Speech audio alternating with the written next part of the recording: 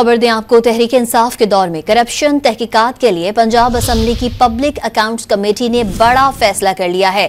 2019 में माली बदउनवानी के 18 केसेस महकमा एंटी करप्शन को भिजवा दिए गए हैं।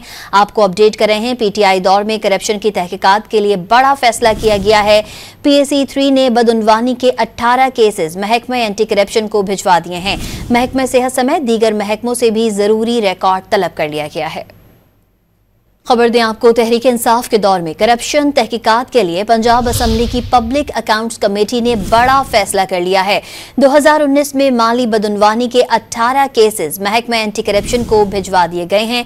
आपको अपडेट कर रहे हैं, पीटीआई दौर में करप्शन की तहकीकात के लिए बड़ा फैसला किया गया है। PAC 3 ने बदउनवानी के 18 केसेस महकमा एंटी करप्शन को भिजवा दिए हैं।